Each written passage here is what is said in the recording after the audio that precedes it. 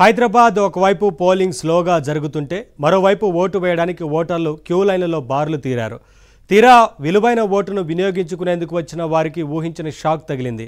ఓటేసేందుకు వచ్చిన ఓటర్లకు లిస్టులో తమ పేరు కనిపించకపోవడంతో ఆందోళన వ్యక్తం చేశారు. ఓటు మిస్సింగ్ పై పూర్తి సమాచారాన్ని మా ప్రతినిధి హేమ అందిస్తారు. ప్రస్తుతం మనం ఉన్నటువంటి ఇదే జూబ్లీహిల్స్ పబ్లిక్ స్కూల్లో దాదాపు 4 ఎలక్షన్స్కి ఓటు వేశామని, ఈసారి మాత్రం ఓటర్ లిస్టులో తమ ఓట్లు లేవు అంటూ కూడా మనతో పాటు చెప్పడానికి retired superintendent of police Babji గారు ఉన్నారు. ఒకసారి మాట్లాడదాం. సార్, మీ ప్రాబ్లం ఏంటి, అసలు ఏం జరిగింది? See, madam, so we are staying in plot number 52, road number 71, since last 15 years in the same house. So last 5 times we are casting our vote here only.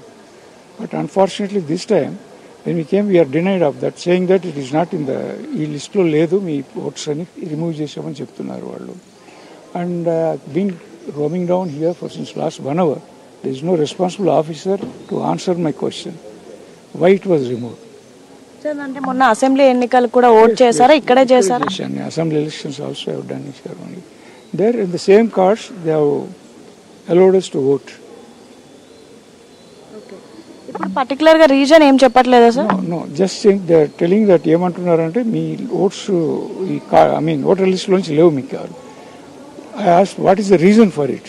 I should know about it కదా. And ask for the returning officer number or some other officer number so that I can talk to them.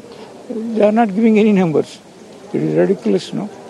So, a retired government officer for me, naake itla avute, what will be the common man's plight? You can just, through this, what I request is that, through this channel, my grievance may be kindly bring it to the notice of the returning officer. So that thing. Thank you.